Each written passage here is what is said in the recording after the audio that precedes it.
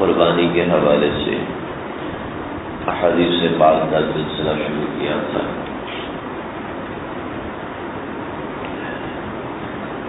اب قربانی کے حوالے سے کچھ تقریباً اکثر احادیث کا ذکر ہو گیا اور یہ اپنے آخری مراحل میں ہے۔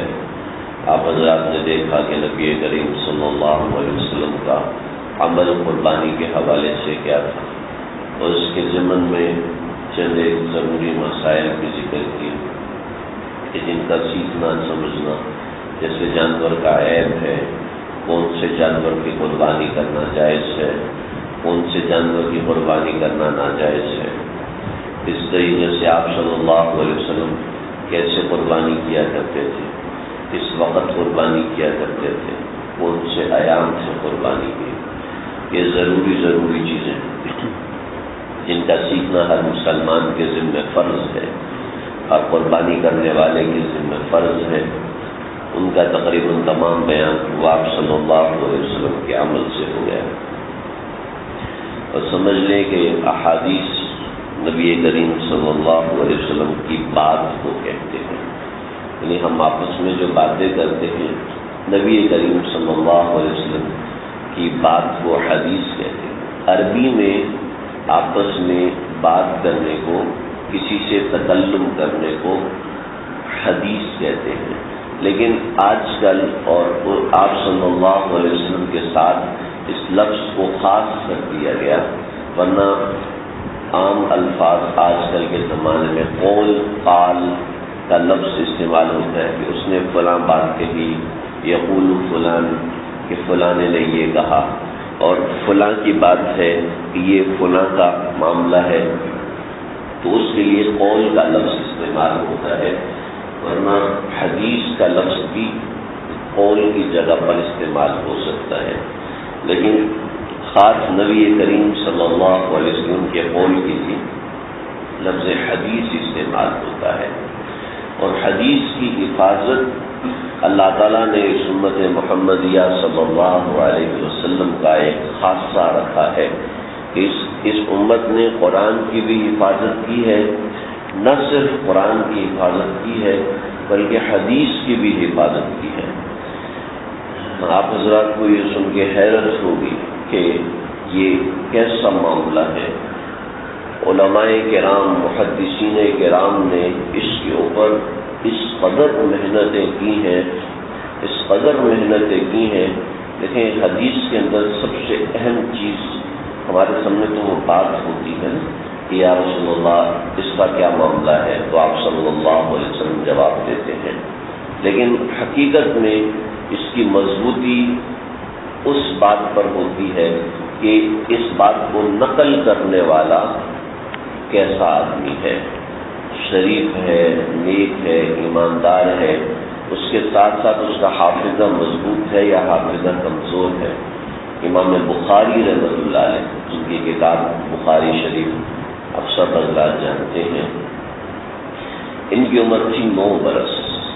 9 برس کی عمر میں یہ ایک درس حدیث میں آیا کرتے تھے، جس میں روزانہ 1500 احادیث کا ورد ہوتا تھا، 1500 احادیث سنائی جاتی تھی۔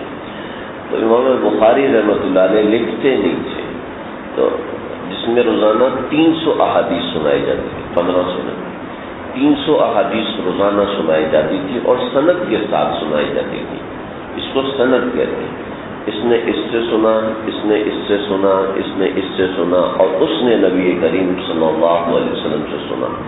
اب جس نے صحابی سے سنا ہے، اب آیا اس کی عمر کتنی تھی، اس کا حافظہ کیسا تھا، اس کے شاگرد کون کون سے تھے، وہ کون کون سے علاقوں میں گیا، اور کس کس استاد سے اس نے سند حدیث حاصل کی، کس استاد کے پاس اس نے کتنا وقت لگایا، یہ سب چیزیں ہماری کتابوں میں لکھی ہوئی ہیں۔ 25 جلدوں کی کتابیں ہیں۔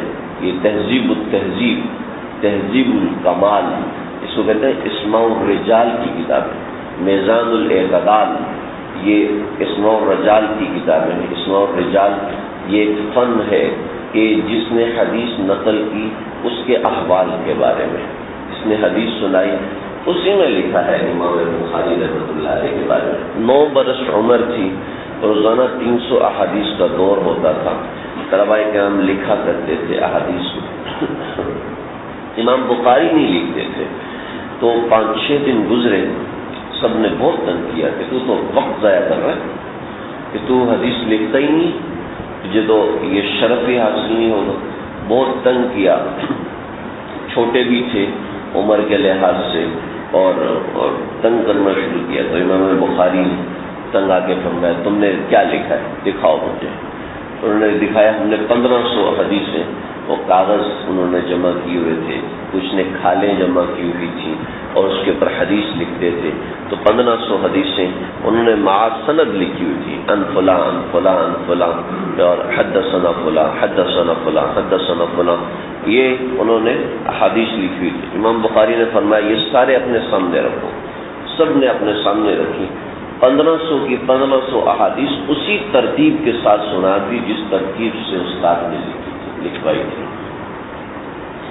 ابو ہریرہ رضی اللہ تعالیٰ عنہ کے بارے میں شک کیا عبد الملک بن مروان نے کہ یہ اپنی طرف سے گھڑ کے تو نہیں سنا دیتے، اور حکمرانی کا نشہ ایسا ہوتا ہے جس میں ہر کوئی جھوٹا نظر آتا ہے، تو یہ اپنی طرف سے گھڑ کے تو نہیں سنا دیتے۔ تو انہوں نے بلایا تھا آپ ہمیں 100 احادیث سنائیں، اور پردے کے پیچھے کاتب کو بٹھایا، اور کاتب نے وہ احادیث لکھنا شروع کی جو حضرت ابو ہریرہ رضی اللہ تعالیٰ عنہ نے بیان کرنا شروع کی۔ 1 برس کے بعد دوبارہ بلایا، اور 1 برس کے بعد کہنے لگے آپ وہی 100 احادیث سنا دیں کہ جو پچھلے سال آپ نے سنائی تھی۔ حضرت ابو ہریرہ رضی اللہ تعالیٰ عنہ نے پھر 100 احادیث سنائی، اور 100 احادیث سنا کے چلے گئے۔ جب کاتب نے دونوں مسودے سامنے رکھے تو ترتیب بھی وہی تھی جس ترتیب سے پچھلے سال سنائی تھی۔ الفاظ تو بعد کی بات ہے، الفاظ کا آگے ہونا تو بعد کی بات ہے، ترتیب بھی وہی تھی۔ یہ تو آپ کے سامنے ایک واقعہ ہے، اس طریقے سے بلا مبالغہ کہوں ہزاروں واقعات ہیں۔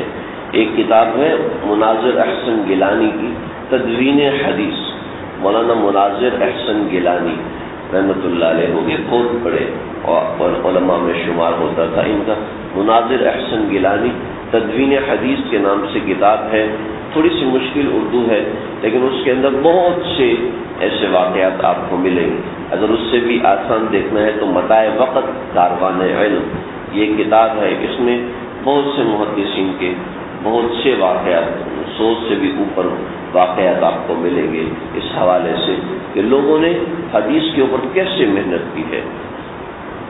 علامہ ابن عیون رحمۃ اللہ علیہ پوری زندگی حدیث پڑھتے رہے پڑھاتے رہے۔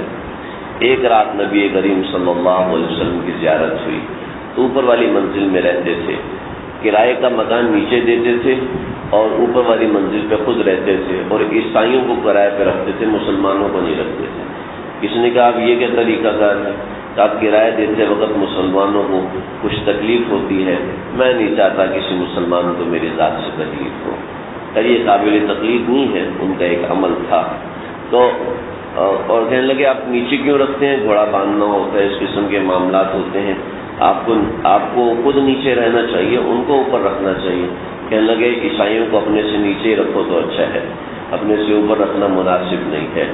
تو ایسے پوری زندگی حدیث پڑھائی، خواب میں نبی کریم صلی اللہ علیہ وسلم کی زیارت ہوئی تو خوشی سے چھت سے چھلانگ لگا دی، پتہ نہیں چلا، اتر رہے تھے پاؤں پھسلا اور چھلانگ لگ گئی تو نیچے گرے، چوٹ لگی۔ تو کسی نے کہا علاج کروائیں، کہا زندگی کا جو مقصد تھا حاصل ہو گیا، نبی صلی اللہ علیہ وسلم کی زیارت میری زندگی کا مقصد تھا، بس وہ مجھے حاصل ہو گیا، اور اسی مرض میں ان کا انتقال ہو گیا۔ لیکن ایسے لوگوں نے اپنی جان کی قربانی دے دی۔ یہ ضروری نہیں ہے کہ آپ اور ہم اس کی نقل کریں، لیکن ایک بتا رہا ہوں کہ ان لوگوں نے صرف حدیث کے پیچھے، صرف ایک چھوٹی سی زیارت کے پیچھے اپنی زندگی کو داؤ پہ لگا دیا۔ امام بخاری سفر پر جا رہے تھے، کسی کو چھوٹے تھے، طالب علم تھے، 16-17 برس عمر تھی، تو بچپن میں انسان کی زبان تھوڑی زیادہ کھلتی ہے، تو کسی کو بتا دیا میرے پاس 4000 دینار ہیں، تو اس نے جہاز میں، بحری جہاز میں مشہور کر دیا میرے 4000 دینار کس نے چوری کر لیے، فلاں فلاں رنگ کی تھیلی میں، وہی تھیلی جو امام بخاری کے پاس تھی، شور مچا دیا۔ امام بخاری رحمۃ اللہ علیہ نے وہ 4000 جو آج کے لاکھوں روپیہ بنتے ہیں اٹھا کے سمندر میں ڈال دیے۔ تو جب سب ڈھونڈ ڈھانڈ کے فارغ ہو گئے، کسی کے پاس نہیں ملا تو آئے امام بخاری کے پاس، پھر میں نے جو تمہاری تھیلی دیکھ کر کہا تھا کہ اس سے پکڑی جائے گی تو مجھے پیسے مل جائیں گے، تو تم نے اس تھیلی کا کیا کیا، کہاں چھپائی تھی؟ کہنے لگے میں نے تو سمندر میں پھینک دی۔ کہنے لگے وہ کیوں؟ کہنے لگے کہ ہمارے پاس ایک ہوتی ہے ثقافت، اگر میرے نام کے ساتھ لگ گیا، امام بخاری پر چوری کا الزام لگا تھا تو لوگ مجھ سے حدیث نہیں سنیں گے، لہذا میں نے صرف اس چیز کو حاصل کرنے کے لیے اس تھیلی کو سمندر میں ڈال دیا۔ تو یہ ہزاروں واقعات ہیں جو انہوں نے حدیث کے ان الفاظ کی حفاظت کی، ہمارے پاس بغیر کسی محنت کے، بغیر کسی مشقت کے پہنچ گئے ہیں۔ اور یہ ایک آخری حدیث ہے، اس کے عنوان سے اور بھی حدیث ہے، اس وقت ہو گیا۔ عن زید بن ارقم رضی اللہ تعالیٰ عنہ قال قال رسول اللہ صلی اللہ علیہ وسلم قال اصحاب رسول اللہ صلی اللہ علیہ وسلم یا رسول اللہ ما هذه الاضاحی قال سنة ابیکم ابراہیم علیہ الصلاۃ والسلام قالوا فما لنا فيها يا رسول الله قال بكل شعرة حسنة قالوا فالصوف يا رسول الله قال بكل شعرة من الصوف حسن۔ حضرت زید بن ارقم راوی ہیں، رسول کریم صلی اللہ علیہ وسلم کے اصحاب نے دریافت کیا یا رسول اللہ یہ قربانی کیا ہے؟ آپ نے فرمایا تمہارے باپ ابراہیم علیہ السلام کا طریقہ یعنی ان کی سنت ہے۔ صحابہ نے عرض کیا یا رسول اللہ پھر اس میں ہمارے لیے کیا ثواب ہے؟ فرمایا گائے اور بکری کی قربانی کرنے میں جن کے بال ہوتے ہیں ہر بال کے بدلے ایک نیکی ہے۔ انہوں نے عرض کیا کہ صوف یعنی دمبا، بھیڑ اور اونٹ کہ ان کے اوپر بال نہیں ہوتے، اس کے بدلے میں کیا ثواب ملے گا؟ اور میں اون کے ہر بال کے بدلے میں ایک نیکی یعنی ہر ریشے کے بدلے میں کہ ان میں ریشے ہوتے ہیں ایک نیکی ملے گی، یعنی کہ اس قدر بڑی نیکیاں ہیں کہ پورا دن صبح سے لے کے شام تک آدمی ان کے بال اور ان کے ریشے گنتا رہے تو ظاہری بات ہے ان کے ریشے اور ان کے بالوں کو نہیں گنا جا سکتا۔ اتنی زیادہ نیکیاں اللہ تعالیٰ ایک قربانی پر بندے کو عطا فرمائے۔